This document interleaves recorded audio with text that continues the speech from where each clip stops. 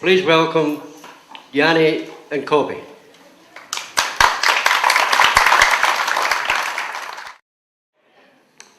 And my first one is called Freedom. And when I had that, when it was the day of our freedom, if we got a lot of people here will still know that because it was in 1945, May 1945, and I was only 11 years old. A rumbling fell on our ears that day, like we never heard before. A droning, stranger than the sound of planes. Men, women and children ran towards the noise. There, outside the village, behind the dike, the monsters came, and they kept on coming, up a churned-up sea. Still they came, over the dike and onto the land, with growling bellies and glowing eyes. Giant caterpillars moving towards us. Men popped up like jacks in the box. Girls and boys who swarmed the steel giants were embraced by the soldiers with smiles like white picket fences, freshly painted and sparkling in the sunshine. More giants came and kept on coming, till our village was drenched in sound.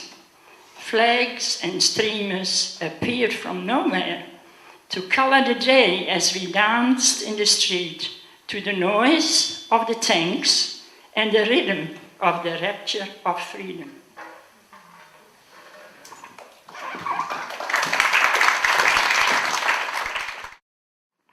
You people were all singing about grandfather's clock, but I've got one, and this clock has belonged to my great-grandmother and is still on my wall. The clock, the face that knows no time, is ticking tireless on the wall, as if it's only just begun. It rules my life, snatches it from busy hands, always something left undone, words left unsaid, precious moments gone. My face reflects the time as life grows shorter with each day.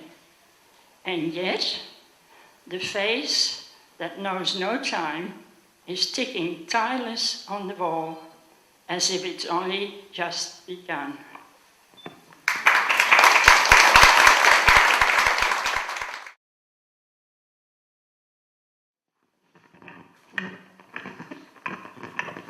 Cathedral. This is about St. Paul's Cathedral. I tread softly as I enter the stillness. A timelessness and a presence enters with me. Faint sunlight slants through stained glass windows, carrying ancient history on beams of color to wood and stone. The candle of unity stands tall. Spotlighted against the far wall is a mosaic of the Last Supper. This is my body broken for you. I close my eyes and drink in the stillness. A sense of peace washes over me. Voices, erasing time, sing, "Glory to God in the highest." A breath of sound vibrates through the arches, the Spirit of God encompassing all generations. As often as you do this, do it in remembrance of me.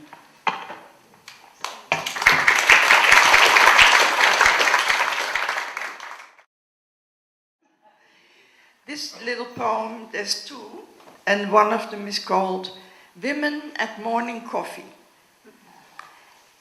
Grey hair, neat, from yesterday's perm, says, 22, we have 22. Laughing, the others say, we have 8. or I have 6. We're counting grandchildren. Life's trophies held up with satisfaction.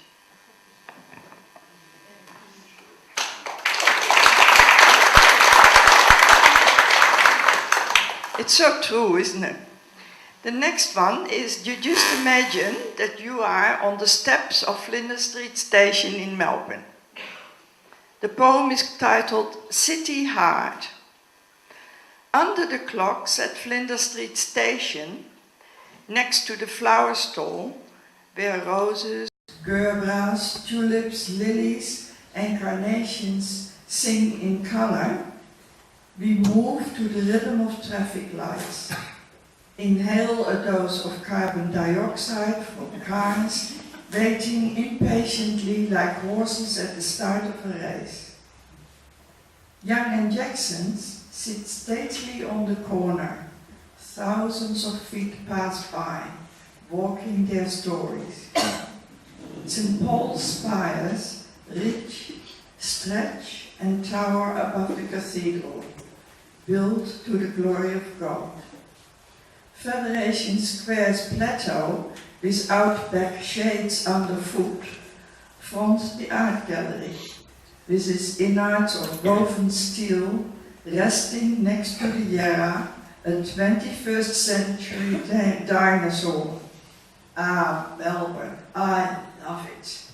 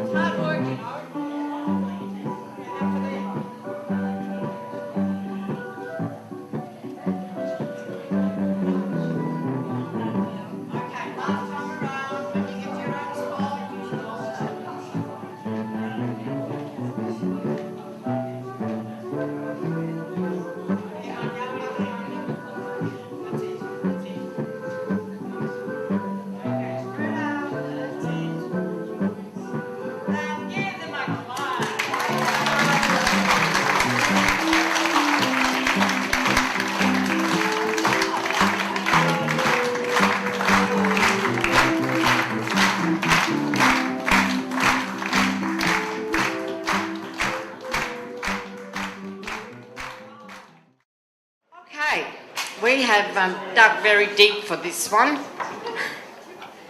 Thank you. We have both revised. We've both revised and revived a band that was really very popular in the 70s and 80s. Great music, wonderful to sing along with, great to dance to, and they were all females, just quietly. They were a girl band, so there you go. But we've actually managed to bring them here today and entertain you. So let's be ready. Chuck, open the door, please, for the Crystals. The Crystals, here they come. There we are. How good is this? Look at them, yeah.